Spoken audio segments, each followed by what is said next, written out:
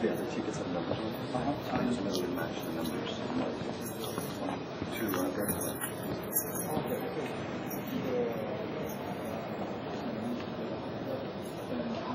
Yeah, but it's only one on your ticket.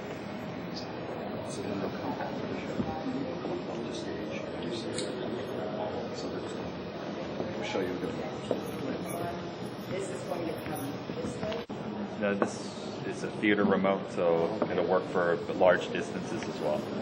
So I'll get you to just advance the slides, and then I have my crew here. They're loading up all the videos, so they'll do this. For any reason, if you don't see a cue or anything come on, just ask for it.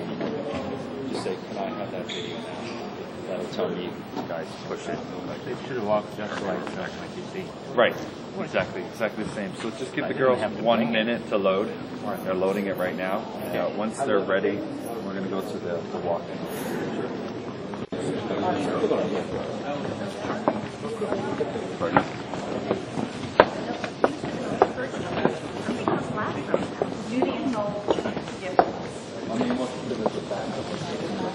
My only concern about that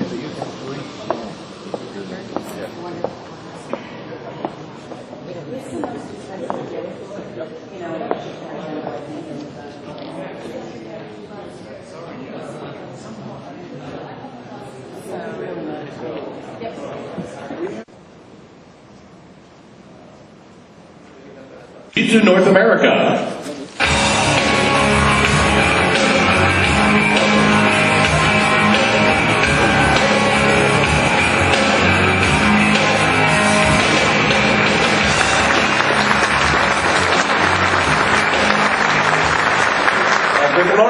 Good morning, ladies and gentlemen, and welcome to Fujitsu Executive Session.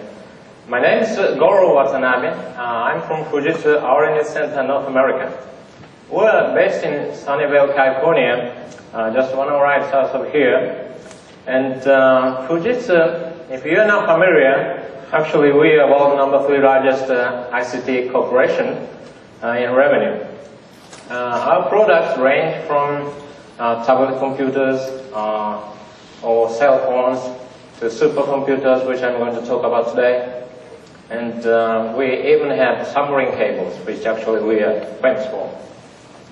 So we do pretty much everything ICT, and well, actually we're probably more famous in Asia or Europe. We provide services and products worldwide. Today I'm going to talk about 2 topics. One is the disaster that struck Japan in March, and the other topic will be the supercomputer, the world's fastest supercomputer we recently announced. So before we start the session, I'd like to talk a little bit about the special gift for you. By the way, do you know how many sessions are going on at the same time as this one? Any idea how many sessions? Starting at 11:45. 20, 40, 50. Not even close. There are 94 other sessions going on. This is crazy. OW is getting bigger and bigger every year. It's crazy. So including this one is 95 sessions ongoing. So it means it's I'm glad you're here, and it's almost a miracle you are here. You picked 1 out of 95. So you're so blessed. You're a distinguished audience. That's why I'm going to show some appreciation. I wish I could give every one of you this one, but no, I'm sorry. But not just 1, but not just 2, 3. 3 Fujitsu tablet computers. That's cool, actually. It has fingerprint recognition device built in there, and to separate USB, HDMI, so it's easier to use than iPad. It's not fuck you up. Actually, I have both, but in some case I use. Okay, I'd like to start the session with this beautiful video. Japan, a country where nature changes with the seasons. Moving from season to season. With you.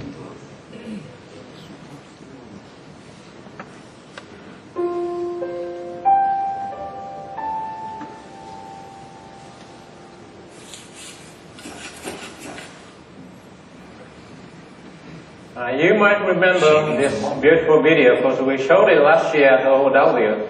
Everybody liked it, I liked it too. So everybody, Japanese or non-Japanese, came to know the beauty of Japan's nature. They love it. Even the bloodiest samurai warriors 1,000 years ago in Japan, they loved the beautiful nature and then they wrote poems. So it's not too much to say that Japan's beautiful, unique nature has made Japan's unique culture, or the unique language, unique people's mindsets and technologies, arts, or even video games and animations. But this year I have to show you another video.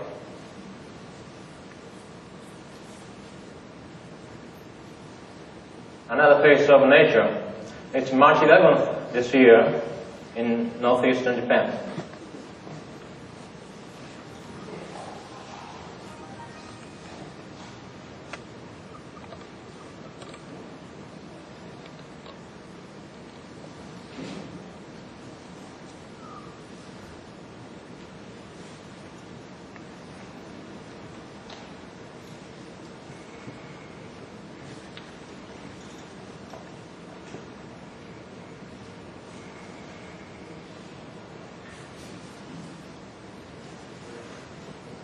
It was one of the worst disasters humans have ever experienced, not just Japanese humans have.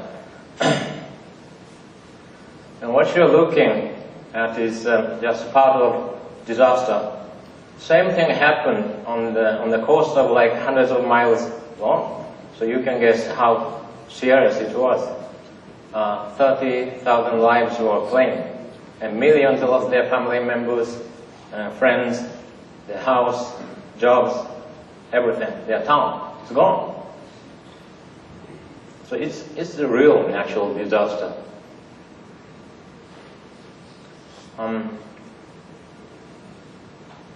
Those pictures were taken by Fujitsu employees in the area, or the Fujitsu employees went there to support people. Or some of them are taken by my personal friend, like let's see the last picture, jump up the last one. So my friend found his car, vehicle on the platform of the station. The same thing happened everywhere in 100 miles long coast. Japan has everything beautiful, from frozen ocean to the tropical islands, and every natural scenes, beautiful scenes. But that also means Japan is home to natural disasters. Japan is located at the crossing of 4 different plates, according to plate tectonics, which is earth science. So naturally, we are destined to have lots of earthquakes, tsunamis, or active volcanoes, volcanic eruptions. We are also, Japan is also located at the place where the big typhoons are coming. Are supposed to run. So naturally we have lots of deadly typhoons every year. Well, actually last couple months, two deadly typhoons visited Japan and killed 100 people. So that happens every year. And we even have the world record snow area on the north. Snow can kill people. So we have earthquakes, tsunamis, volcanic eruptions, landslides, avalanches, so pretty much everything in this small country. So it's a kind of department store of natural disasters. So like the beautiful nature has made Japan's unique culture, technologies, these natural disasters made the Japanese as they are, and the Japanese technologies as they are. I'd like to show you some examples of Fujitsu's or Japan's technologies against disasters. The first example is buildings, actually. Well, on March 11th, they felt a strong shaking, even in Tokyo. So many people couldn't even stand it. That's how they described it, like that. And the desks all moved all along, all over the Tokyo. But millions of buildings fell because Japan had very strong, strict building standards and advanced construction technologies against natural disasters. So a good example is our new data center near Tokyo. I don't go into details, but this data center has lots of new technologies against disasters. Very few data centers in the world have this level of anti-disaster features. The next example will be interesting. 緊急地震速報、震度5弱、強い揺れに備えてください。 Sorry to surprise you, but it's an earthquake warning system service which Fujitsu is providing. Let me explain a little bit. It says in 30 seconds, 29 seconds, you are going to feel the shaking of 5 at the strength, and the magnitude 8.4. The epicenter is in the ocean of that area. So if you subscribe the service, your PC monitor will show the screen, or your cell phone will receive a call from the system, and you will know that you have 30 seconds, 40 seconds before you feel the shaking. Well, actually, Japan is such a natural disaster country, and we have a lot of sensors, earthquake sensors all over the nation, or even in the oceans. So it's hard to tell when and where it will happen, but once it happens, we can tell exactly how much time you have left before you feel the deadly shaking. If you have 30 seconds, 40 seconds, you can do something, right? You can get under the desk, or you can get out of the dangerous buildings. So it would help lots of lives.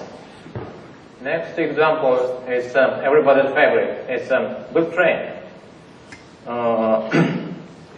It's made in Japan original bullet train. It's safe, very safe. Japan started this bullet train service in 1964, very much 50 years ago, or 20 years before any other bullet train systems appeared in the world. TGV started the service in 1981. So it's, I would say it's very original. You see, it's very fast. It's not fast forward. It's actual speed. Right? It's too fast, so digital recording can't catch up. So it's not even straight. You see, the other train passing. How fast? You see? It's actually 3 seconds for 400-meter long trains to pass each other. It's crazy speed, isn't it? 1, 2, 3, and you pass 400 meters. And one train carries approximately like 1,400 people, almost 1,500. So 3,000 people passes in 3 seconds. Do you know what I mean? Isn't it scary? The scariest idea would be, a train derails, hits other train, or derails and get tailgated or hits other houses around. But it has never happened in Japan. It's not just luck. Because, you see, in 50 years, they carried 8 billion people, 8 billion passengers, which is more than the population of Earth. And there has been not a single passenger casualties. It's kind of amazing, isn't it? Considering Japan is such a country with natural disasters. There's a secret, lots of secret. Where's my Mikasa? Okay, thank you. It's cool, actually. I love it. I can talk about it 1 hour, but we don't have that time. This bullet train system has similar system that I explained in earthquake warning system. So once one of the sensors detects earthquake happen in the area, within 1 second it contacts the train. It's all automatic, nothing manual. And orders all the trains in the area to stop. And also the trains have very special emergency braking system, which no other trains on the planet have. So it's pretty safe. So I really hope California, Texas, those states planning to introduce Shinkansen, bullet train, would take Japan's technology. When we are talking about 200 miles an hour, safety is first, right? You don't want to hit each other at 200 miles, no. Never. So safety first. So Shinkansen is so Japan. It's a safe, clean, fast, comfortable, everything.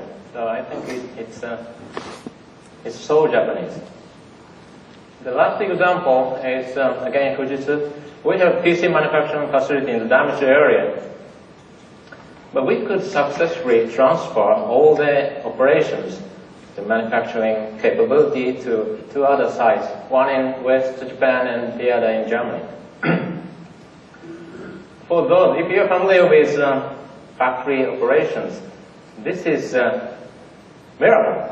It usually takes many months or even a year or two to transfer the capacity of one manufacturing facility to others. But we have been practicing, so it's no matter, it's practice. We're ready for the disaster. We also sent support teams to the damaged area on the very next day. And they helped our customers, and they salvaged the damaged ATMs or other devices, so our customers can get back to business as soon as possible. Oh, here's a shocking video. As if the earthquake and the tsunami were not enough, we had to face a new type of disaster, which of course is the nuclear reactor malfunction. What you're looking is the chopper, military helicopter, large one, dropping tons of water to the damaged reactors. It doesn't seem working, but they are not desperate. They did everything they could.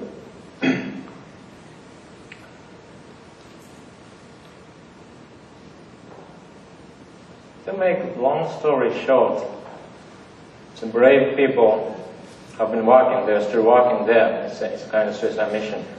But they're trying to rebuild the cooling system. Cooling is essential to nuclear fuels.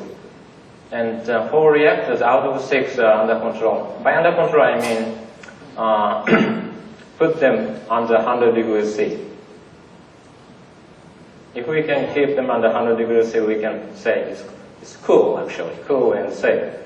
And the government set the goal. We are going to have to put the two other reactors under control by the end of this year. But we have lots of the cleaning, damage control, and future planning. Cleaning, did you know that? I didn't know until recently. Cleaning means you peel all the ground, contaminated ground by 5 millimeters, 10 millimeters, and then they detox the soil.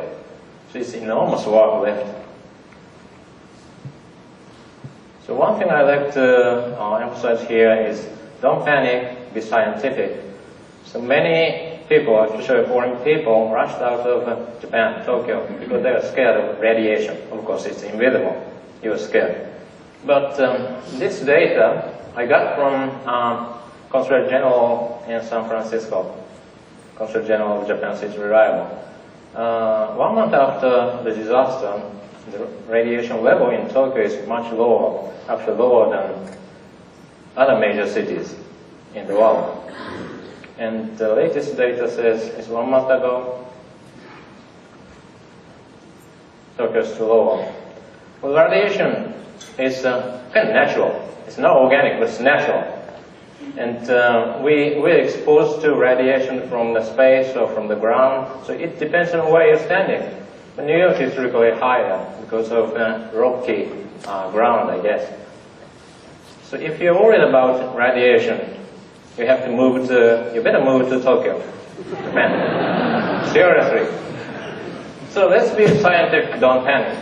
If it's scary high, hurry, get out. So I'd like to conclude this part with some suggestions. To fight natural disasters, to prepare. It's very important. I'm not just talking about Japan, okay? There's no such place as 100% safe on this planet. I'm talking about you. We are smiling and laughing today, but we don't know what happens tomorrow. So let's prepare. Prepare means learn from the past, learn from who knows it. So Japan knows it best. And let's arm with science and technology, because those natural disasters are a result of science, some sort of science, okay? So let's fight natural disasters with science. This is our weapon. And Japan knows best about technologies. I sound like selling Japanese technology. That's true. Today I'm a salesman with Japanese technologies. Act quick, don't panic. And be human, which I think is most important. I think you have the chance to read some articles on what happened in Japan.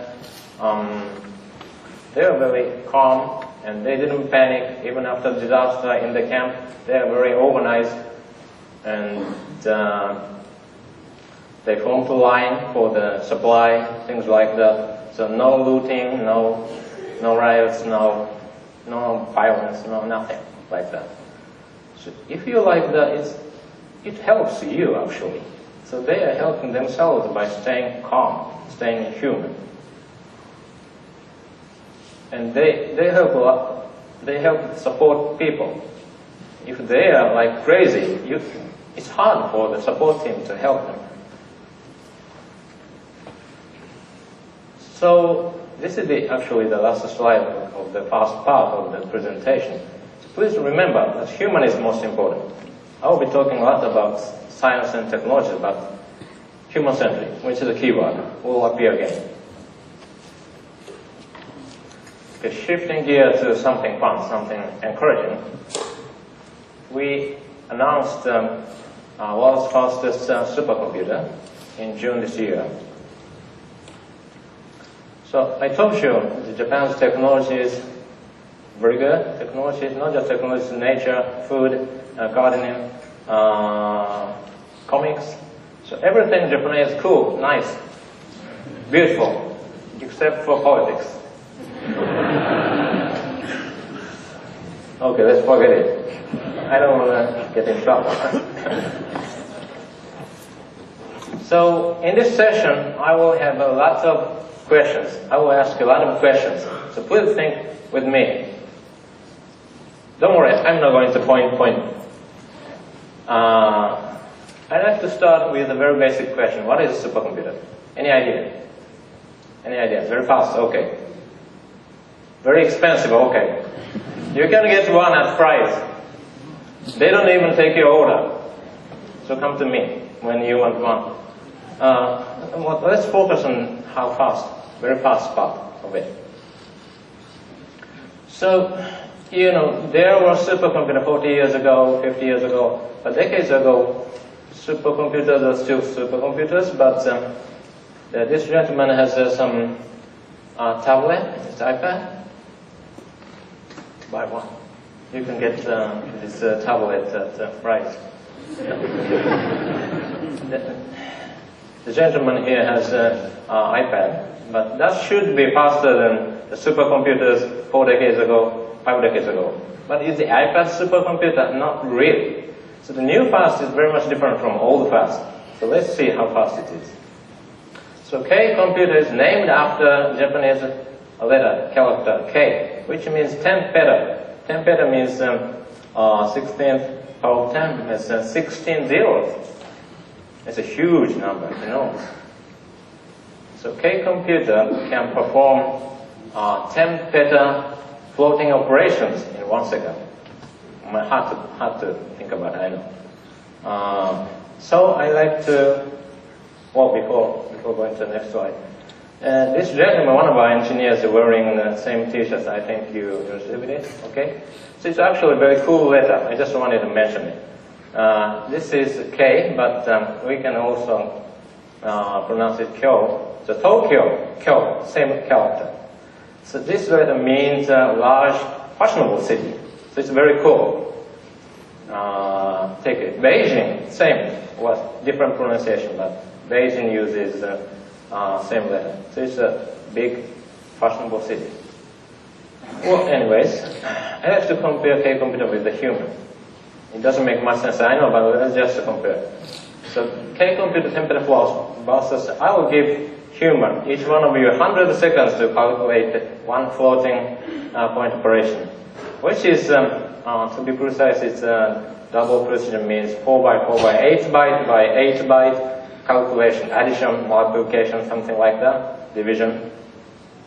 So ordinary people can't do with a pen and a paper in 100 seconds. No, I don't want to do that. I don't even want to try it. It's like 64-bit by 64-bit operation. It's good for computers, but we can't. If we still have to try it, then what K-computer can do in 1 second is we have to spend 30 billion years. Do you want to do that? But it's only when you work from morning till night, 24 by 7. Every 100 seconds, you calculate using pen and paper, sorry.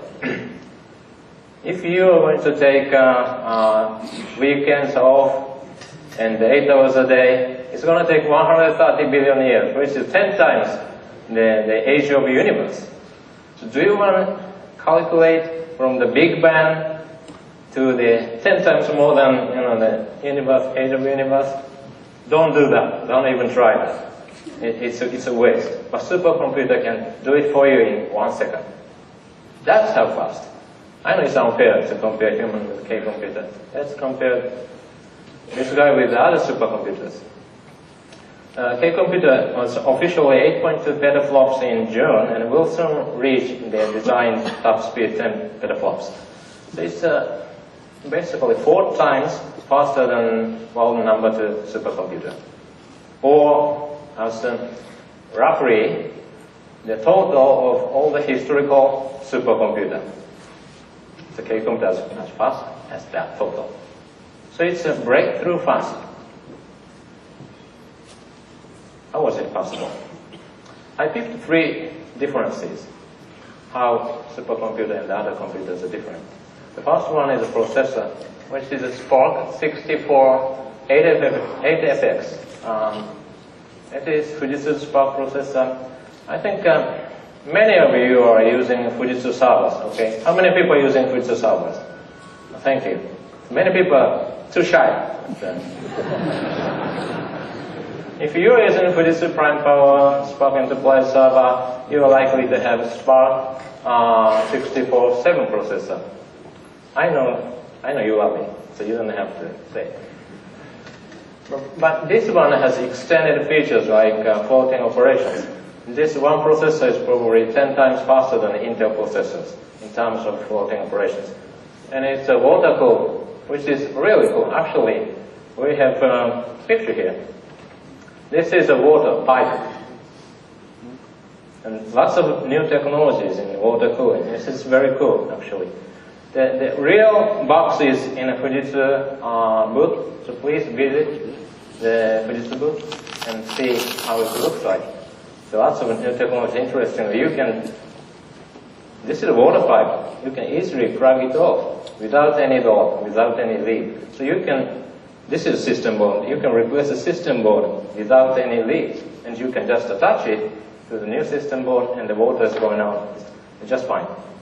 It's a great technology. Actually, I requested a real box here. But they said no nicely, because it's a 1-ton box, it's 2,000 pounds. Pretty heavy. Well, they're worried about the stage too. But you can see the real one in Fujitsu book. Okay, next slide. So I need, again, 1 hour to explain everything, but I just picked one thing I like to explain here is its robustness, toughness of this processor. This is a chip layer. We have 8 cores on one chip, and then the green, yellow part says this chip detects hardware error and corrects it itself. So it's very intelligent. Some memories do, but not many processors do it because it's very difficult. So while other servers are down, your server is up. It's not what I said, our customers say. They keep saying the same thing, we keep hearing. So please try. The next difference is interconnect. Interconnect is a feature to link two nodes. In this case, it's processors, two processors. So your PCs don't have any interconnect because you have only one processor. But when you have lots of processors, they have to communicate each other, like brain cells communicate each other. We need very fast connection. Mr. Ellison was talking about superclusters interconnect, which is InfiniBand. InfiniBand is very popular for high-end servers as an interconnect. I believe most modern supercomputers have 3D torus interconnect, but which is already complicated. But Fujitsu has developed new interconnect, which is 6-dimensional mesh torus fusion.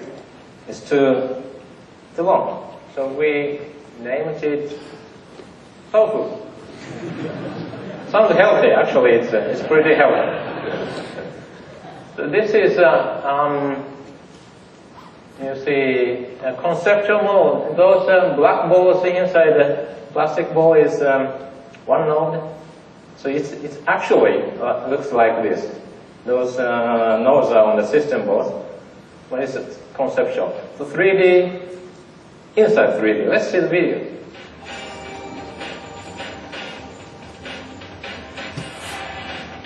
Fujitsu's original 6D mesh torus.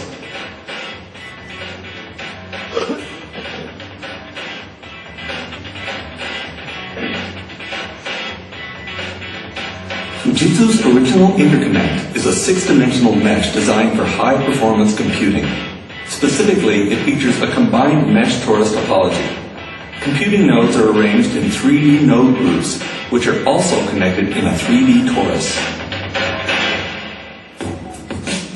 First, let's look at a node group. The system consists of a number of racks. Each rack holds 24 system boards. A system board carries 4 computing nodes. 3 boards, which is 12 computing nodes, form a node group. All nodes in a node group have the same XYZ coordinates. The 12 nodes in a node group are interconnected along the ABC axes. The node group is the unit of job allocation. The 6-dimensional mesh is then formed by connecting node groups along the XYZ axes. Each node in the node group is connected to nodes located at the same position in the neighboring node groups. Now let's look at an example of the routing algorithm. We want to send a packet from the source node to the destination node. The node group containing the source node and the node group containing the destination node are separated by 3 by 2 by 1 hops along the XYZ axes. First, the packet traverses a path in the source node group along the ABC axes. It then moves to the destination node group along the XYZ axes. When the packet reaches the destination node group, it again traverses the ABC axes in the node group to arrive at the destination node.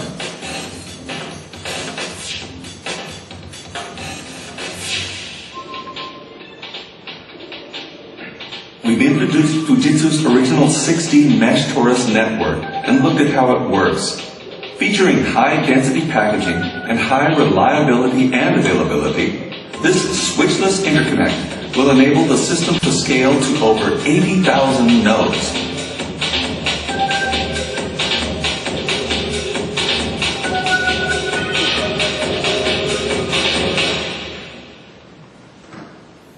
Thank you. So now it's clear. You understand it? Why are you smiling? You don't get it. Okay. Don't worry. You're not alone. I showed this video to my software engineers and asked them if they understood it. They were quiet. So So my point,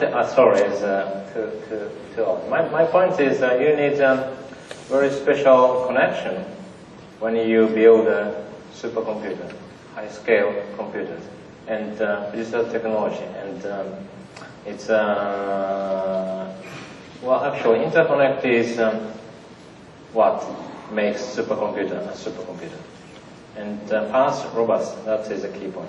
The last slide on difference is the building. It's not even a part of a computer. When you are planning to buy a supercomputer, I strongly suggest to design and build a state-of-the-art building, state-of-the-art computer in state-of-the-art building. This is how it looks like. This is a customer, Riken, it's me. I visited there. It was too hot, so I don't look happy. So I'm going to explain a little bit about this state-of-the-art building using this one. So it has a secondary generator on the back of the building. It's like 100 yards by 100 yards, very big building. Some solar panels on the top of it, and it opens up. Real building doesn't open up. Even the Japanese wouldn't do that. So in the bottom, basement is actually cooling. All cooling, 100 years, crazy cooling. And the second, the first floor is all storage devices. A lot of disks, we're still using disks, but flash too expensive for that. And the second floor, all cooling again. And the top floor, red ones, they are the real supercomputer, K computer, on top of it. Here's an interesting question for you all. This supercomputer is, do you know why they are placed on the top floor? Any idea? No. This supercomputer is fastest on the top floor. But why? It's a question. It's an interesting question, so I leave it unanswered. I'm not going to answer the question. But you can think and you can read the answer. I want to keep you interested. Those computers are fastest on the top floor. Why? That is the question. Let's see some interesting video. This 1-minute video shows 7-8 month work there. So each box is this big, 1 ton. So the top floor has 1,000 tons. Well, actually, I didn't tell you. We have 864 boxes of these on the top floor. That makes 10 petaflops.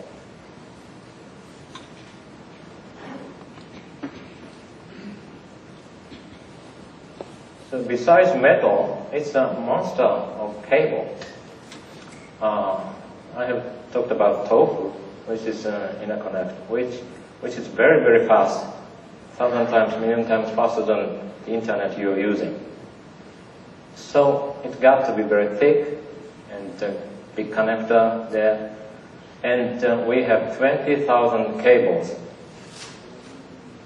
connecting all the nodes and racks. So for those who don't believe anything without a legal document, here it is. Now this is the certificate. You can see a copy in a Fujitsu booth. So we are showing number 1. The customer is Riken Advanced Institute for Computational Science. I can never remember that. But we are proud of being number 1, but we are also proud of this certificate too. Green 500 is an organization that encourages supercomputer makers to make the supercomputer green. So we are ranked number 6 in 500, top 500. It's not bad, isn't it? But actually, top 5 other guys are mostly experimental, much smaller computers. So I would say K computer is a real, practical, most energy efficient supercomputer. At the same time, it's the fastest supercomputer. So it's 824 megaflops per watt is a pretty good number. So probably average or median of 500 is 200 to 250 megaflops per watt. So we beat them by many times. So supercomputer, K computer is many times faster than regular supercomputers. Okay, question time. Because I shouldn't have much time left for questions and answers, I picked some questions that you might ask. The first question would be, why Spark? Why didn't you use Intel or anything like that? Why Spark? How many people would ask, why Spark? Not many. So you don't raise hands on me, so you should know the answer. I need you to answer here, but kidding. Because I would ask the same questions if I'm on the other side. My answer would be easy, isn't it? So it's done. I'm kidding. Let's go into a little detail. Our Spark, Fujitsu Spark. By the way, Mister, do you know who owns the copyright of x86 processor architecture? My clue is, who owns, who licenses Intel x86 processor architecture? Right, Intel, yes. How about Power? IBM, okay. Who owns Power processor architecture and interface? Who can license? IBM, yes. Smart audience, I'm happy. But how about Spark? Do you know who owns Spark architecture? Oh, Sun, no.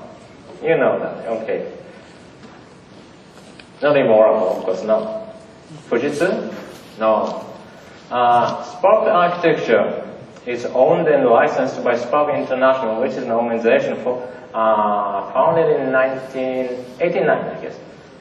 So it's more than 20 years ago. So Sun, so currently Oracle, which is many other members in Spark International.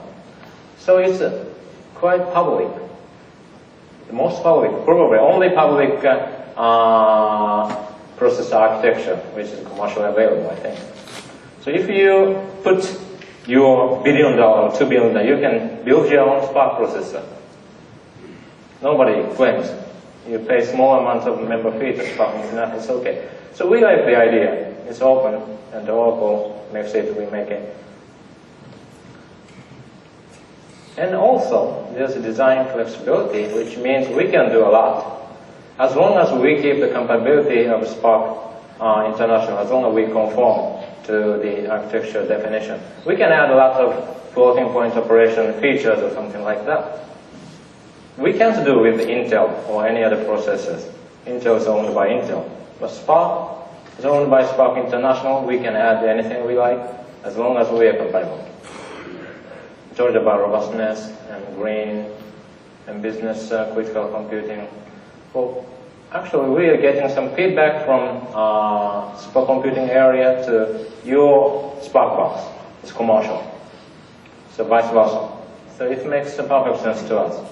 We can do commercial supercomputing and feedback to each other. So as I have said, Oracle and Fujitsu are working together in developing the Spark servers and even Spark processor. It makes perfect sense to us because there are broader, different types of customer requirements here and there. Even the supercomputing to the smallest one processor servers. It's hard to cover for one company, but we do different things with Oracle. We can complement each other. It makes perfect sense. By the way, Mr. Ellison, when he met with our CEO, Mr. Yamamoto, weeks ago, he congratulated us for being #1 in the world. Mr. Ellison likes everything #1, of course, not just his yacht. And Mr. Ellison also said, he always says, Fujitsu is a very special partner of Oracle. Well, same here, because Oracle, actually Sun and Oracle and Fujitsu have been special partnership since they were established in the 70s, 80s each. So it's a very special thing for us. Please read. I'm not going to read this. So some analysts think it's good to have competition in the market. Of course it is. How many people have Intel PCs? Some people don't have one. So I know you're Intel lover. Like myself, you don't know how many Intel processors in the home. But what if there are only Intel processors in the industry, in the world? That would be very boring world, wouldn't it? So as soon as other processor vendors like IBM, Fujitsu, Oracle, AMD, ARM are out of business, Intel will raise the price of Xeon by 20–30%. I would double, triple the price of Xeon if I was CEO of Intel. I can do that, but you can't do anything, right? You want to be happy, but you can't do anything. You still have to buy from me. Thank you. So that's not good value. So if you love Intel, please buy Spark. Please buy our servers. If you love Intel, it's perfect sense. Why supercomputer? Well, similar questions here. When we are talking about smartphones, tablets, why are we still talking about supercomputer? How about cloud computing? Can't cover supercomputing? To answer this question, I'd like to show you some demonstration video.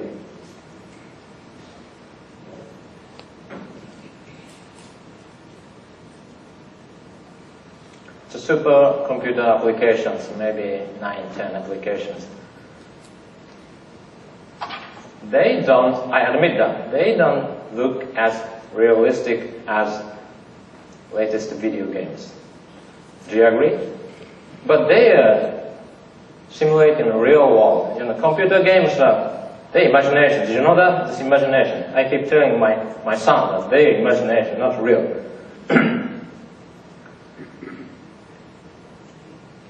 The supercomputers can help humans to see what we can't see usually, because the real world is sometimes too slow, too fast, too macro, so we can't see everything what's happening. The supercomputers can help us to see what's happening in the real world. So they help us to understand the universe. They help us to create something we haven't ever created.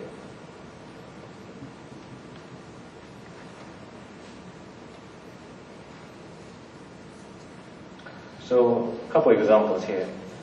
In the past, they designed medicines using the real ingredients, changing a little bit the amount of the ingredient, changing a little bit by little bit, tested with the animals back, many years waiting. Well, these days, because of the chemistry has made a lot of progress, they can tell what's going to happen by, configuring the medicine using a supercomputer. Change a little bit. Supercomputer can do it in a few days.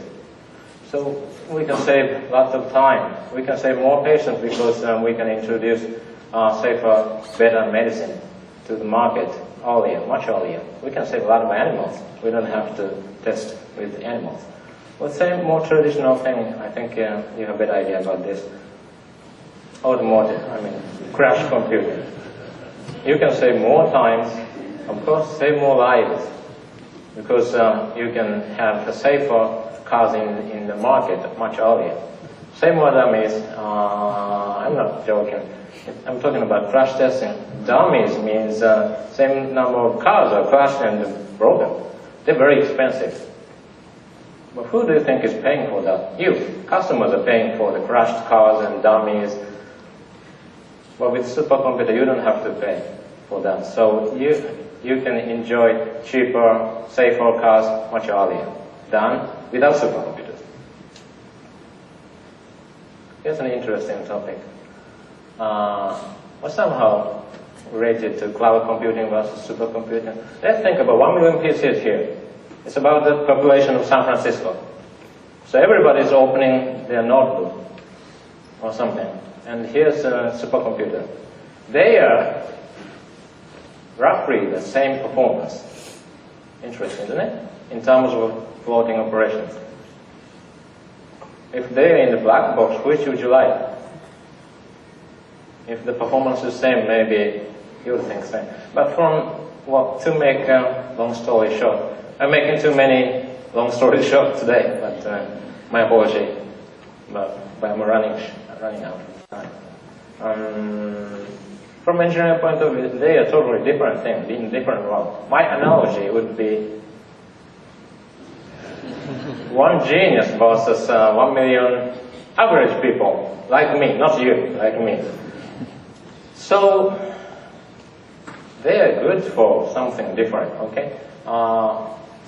You put 1 million average people, but they can't come up with a theory of relativity. We need somebody like him to come up with something very special. The same thing. So this was a kind of trick question because which is better? In some cases, this one is better. Actually, in most cases, 1 million pieces is better. If all the people in San Francisco, they don't have any computer, they want a computer, I would strongly recommend 1 million PCs instead of just one supercomputer.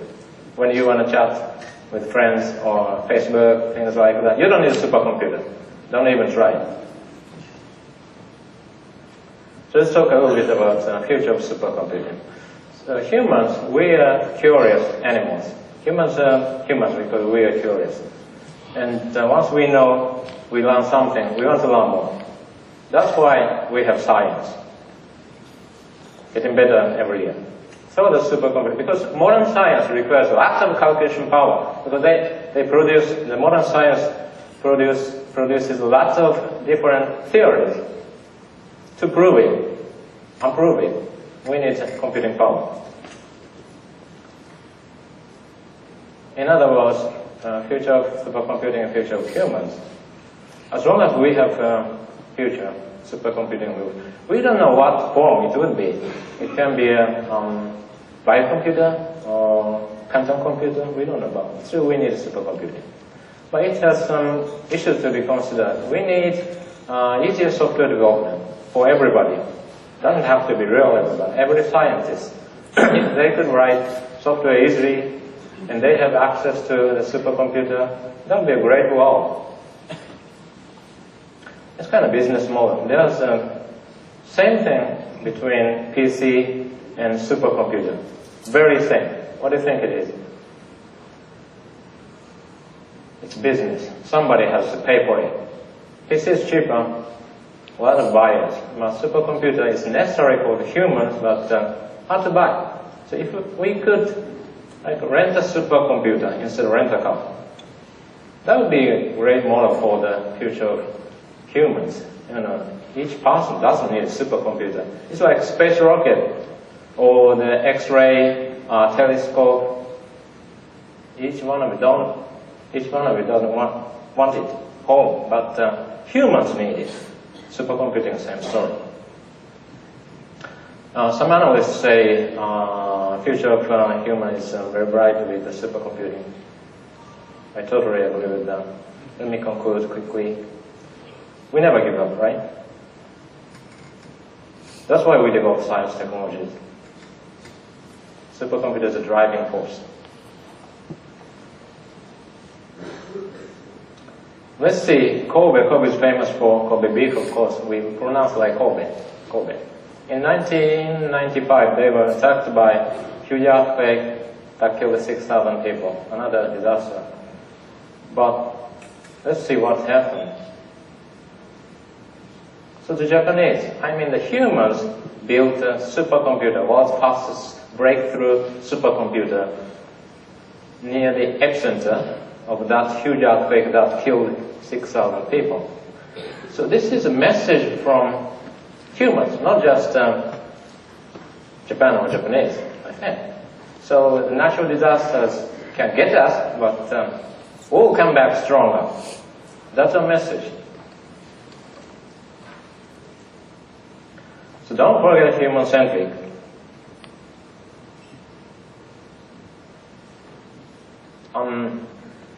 A scientist,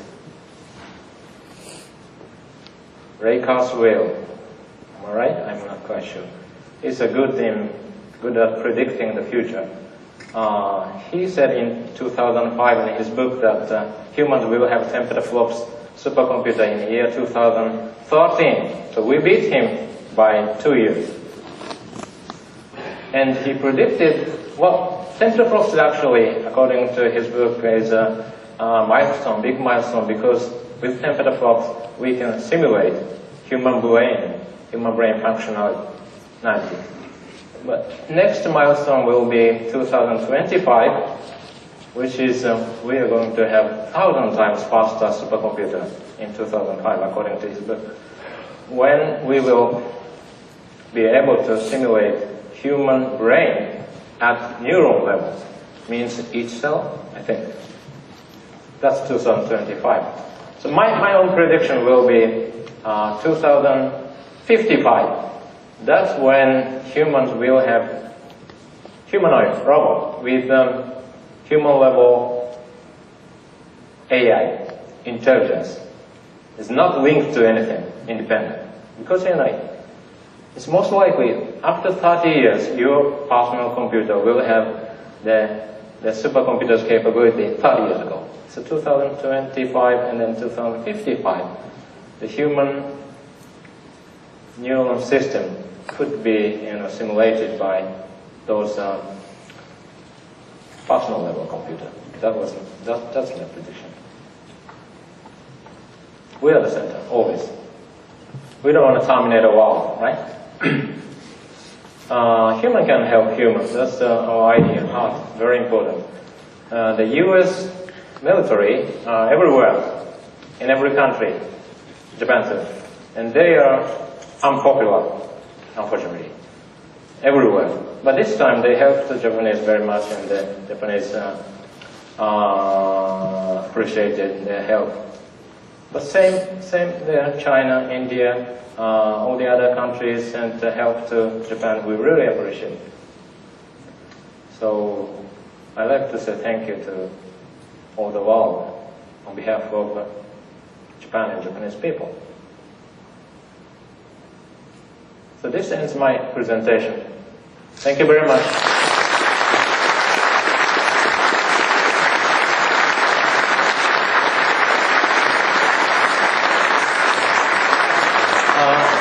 Here comes last fun part. It's the tablet. You ready? So you look at your ticket. I just have some words about this. Hi Tom. Hold on a second. I want to say something. Fujitsu actually is the #1 tablet company in the United States last quarter, while they are setting it up. We are very pioneer in this area. Thank you. It goes to him. Wait a minute. What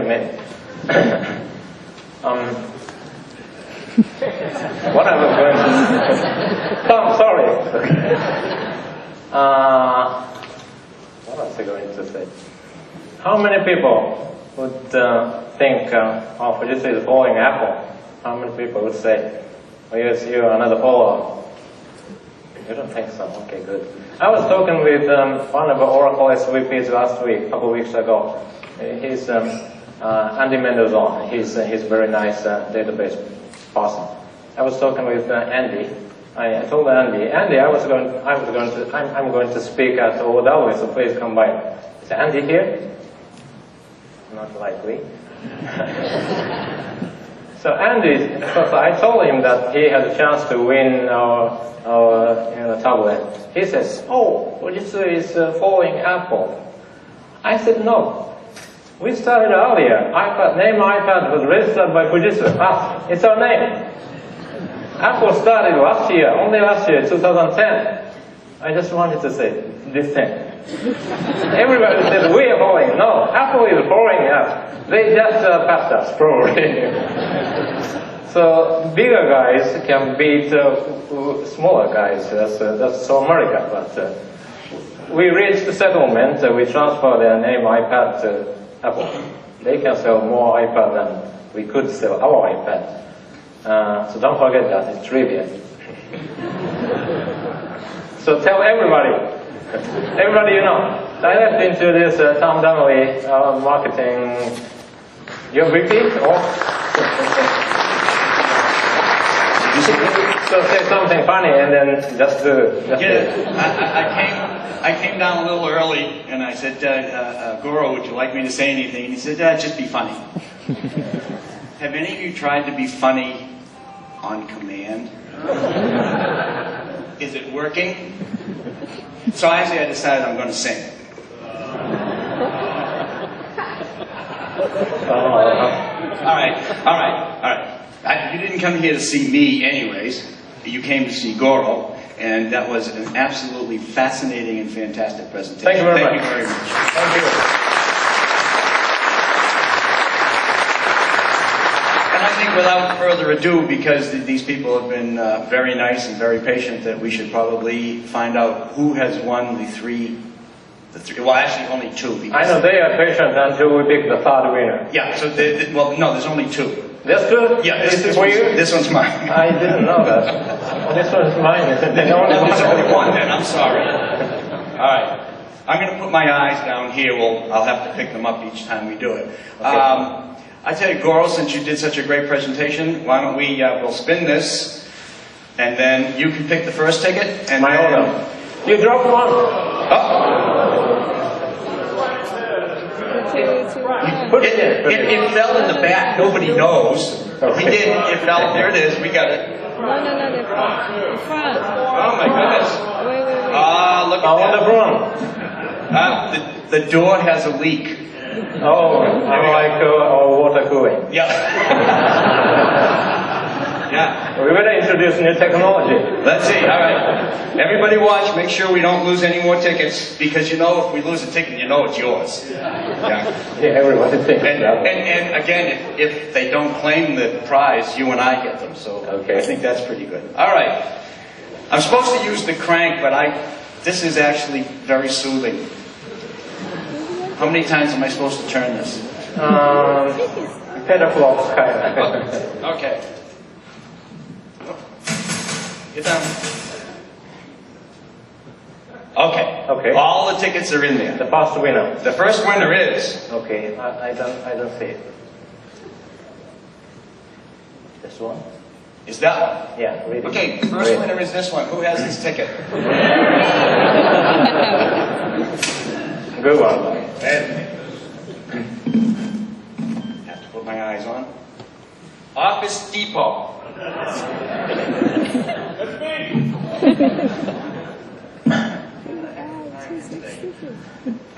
All right. 3, 5, 2. Slowly. 3. Now the fast, they already know that. 3, 5, 2, 6, 4, 7. 3, 5, 2, 6, 4, 7. Come on down.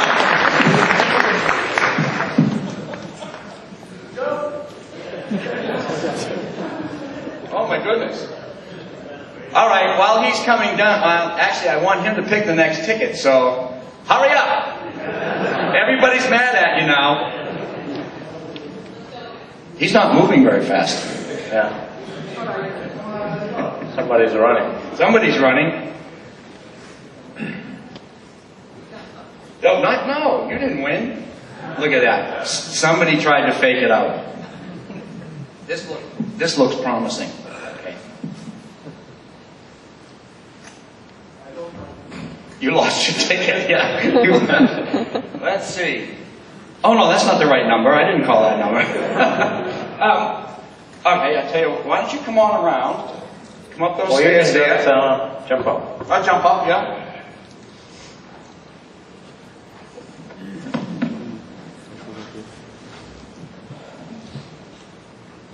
Okay, and you are? Sorry? Goro asked me to be funny. I just bring from the audience. I don't have to be funny at all. He beats me. And you are? Emre Baransa. Okay, great. Well, congratulations. This is yours. Would like you to pick the next number. You are picking the next winner. Because we don't want to take blame. Get down. No ticket out. Alrighty. Reach right in there and pick one. Okay. Thank you very much. You can leave. You can leave now. You can have that too. Okay.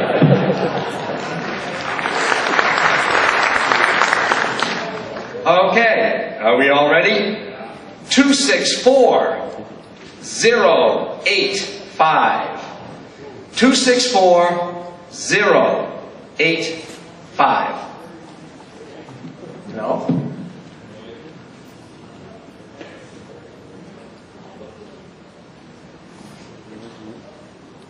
No? Let's try one more time. Going once, twice, this is the third time. 264-085. No. Okay. Went once, went twice.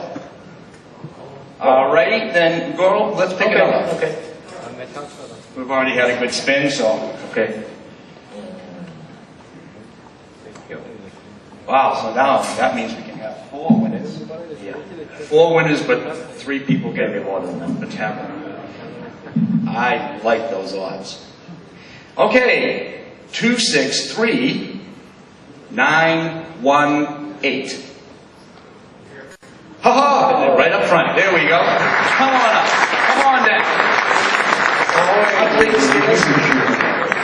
There's some trouble. Oh, falling out again. Okay. They all disqualified. Well, they're just unlucky numbers. Okay, I'll put them in. Yeah, these are the old ones. They should really get Fujitsu. Yeah, we should have a Fujitsu drum. If we had a Fujitsu drum attached to the Fujitsu supercomputer, you'd all be home by now. Yeah.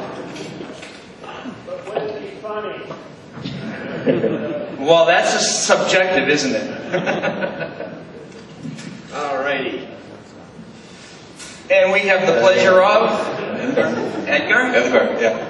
Congratulations, Edgar. Thank you very much.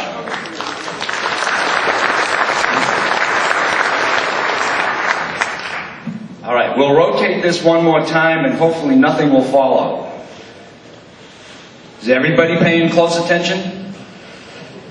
There's nothing up my sleeve. Okay. Again? Mr. Watanabe, one more time. So far.